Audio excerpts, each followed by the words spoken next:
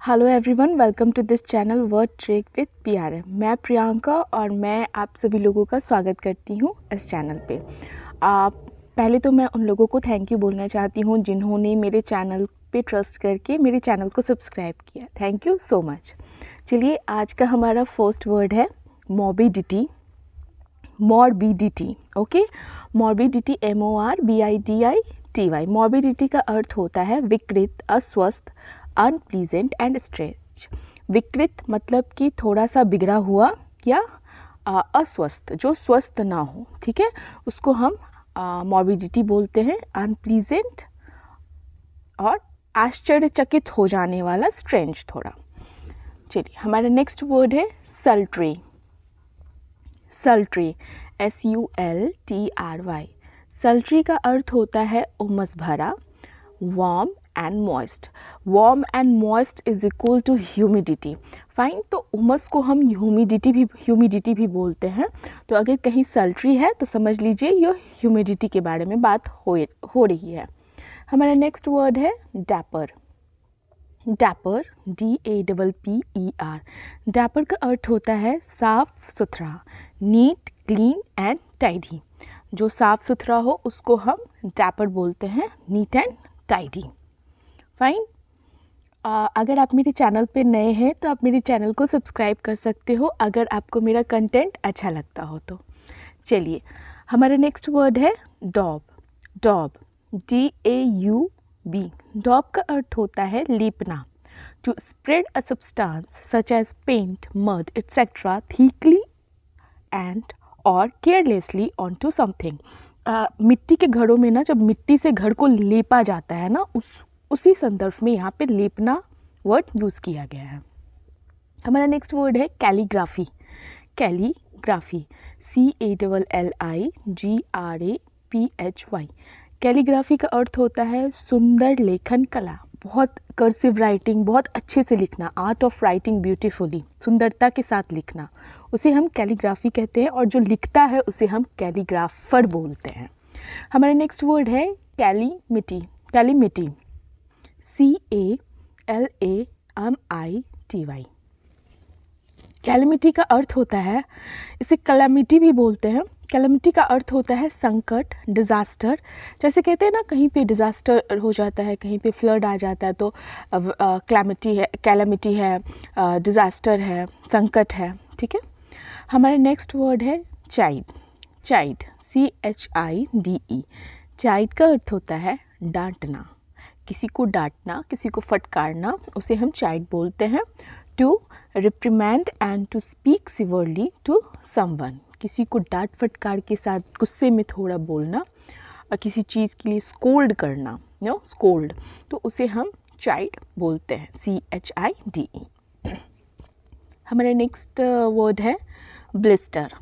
Blister BLISTER। Blister का अर्थ होता है फफोला, स्वेलिंग ऑन स्किन।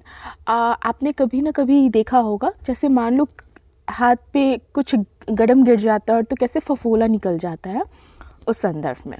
हमारा नेक्स्ट वर्ड है Cadence. Cadence CADENCE।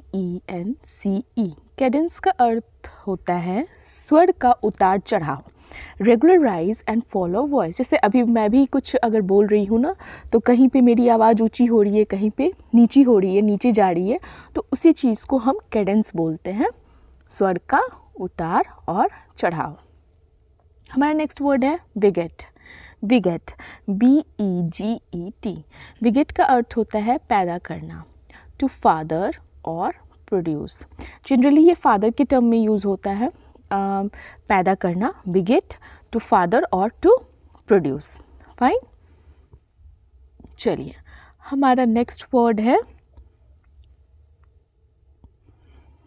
Yon. Yon YAWN। Yon का अर्थ होता है उबासी लेना। जब हम बहुत ज़्यादा थक जाते हैं तो हम कैसे अपना मुंह खोलकर उबासी लेते हैं ना, उसी को हम यॉन बोलते हैं, YAWN। To breathe taking in a lot of air with mouth open. ये जनरली थकावट के बाद होती है या नींद आती रहती है तब होती है, यॉनिंग इसको बोलते हैं। यॉन इज़ उबासी लेना। नेक्स्ट वर्ड इज़ बिटी। बिटी WITTY, बिटी। बिटी का अर्थ होता है बाकपटु। बाकपटु का मतलब क्या होता है? शब्दों का अच्छे से चयन कर कर बहुत चालाकी के साथ उसका उपयोग करना, उसे हम कहते हैं विटी, बाकपटु। Using words in a clever manner, शब्दों को यूज़ करना चालाकी के साथ। हमारा नेक्स्ट वर्ड है वॉव। Vow, VOW। वाव का अर्थ होता है कसम। कसम खाना, कहते हैं ना वॉ लेना, तो उसे कहते हैं हम कसम, सोलेमन प्रॉमिस। मतलब किसी चीज़ के लिए अगर हमने बोल दिया तो हम वो करेंगे, तो उसको कहते हैं कसम खाना, वाव, VOW। फाइन, चलिए हमारा नेक्स्ट वर्ड है वर्चुअस। Virtuous, VIRTUOUS। वर्चुअस का क्या अर्थ है? वर्चुअस का अर्थ है नैतिक गुण वाला, जिसके इथिक्स हो, जिसकी मोरल हो, मोरालिटी के साथ वो काम करे, नैतिक गुण वाला, ठीक है। हैविंग गुड मोरल क्वालिटीज़, जिसे पता हो कि क्या अच्छा है और उसके साथ वो हमेशा काम करे उस चीज़ को लेकर, एथिक्स को लेकर। हमारा नेक्स्ट वर्ड है स्पेक्टर। स्पेक्यूलेट भी इसी वर्ड से मुझे लगता है ड्राइव है, क्योंकि उसका भी वही मीनिंग है। तो स्पेक्टर का अर्थ होता है संदेह, the idea of something unpleasant that may happen in future. Fine, unpleasant याद रखिएगा, भविष्य में कुछ बुरा होने का जब हमें संदेह हो तो हम उसे कहते हैं स्पेक्टर। फाइन, हमारा नेक्स्ट वर्ड है टर्स। टर्स, TERSE, टर्स। टर्स का अर्थ होता है संक्षिप्त। संक्षिप्त, कॉन्साइज, यूजिंग फ्यू वर्ड। कहते हैं ना, हमें संक्षिप्त में आंसर दीजिए, हमें संक्षिप्त में बताइए, मतलब हमें कम वर्डों, कम शब्दों का यूज़ करके इस चीज़ को बताइए, डिस्क्राइब कीजिए, समझाइए, तो उसे हम टर्स बोलते हैं, TERSE। हमारा नेक्स्ट वर्ड है टेंजिबल। Tangible, TANGIBLE। टेंजिबल का अर्थ होता है वैसा वस्तु जिसे छू कर महसूस किया जा सके, real which can be touched और एक्सपीरियंस्ड।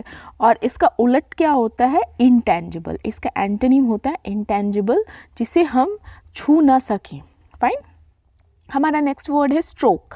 Stroke, STROKE। स्ट्रोक का अर्थ होता है थपकी या घड़ी के घंटे की घंटी।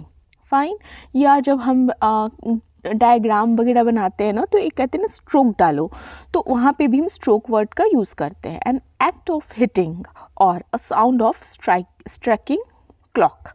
फाइन, जब घड़ी की घंटी बजती है ना, टिक टिक।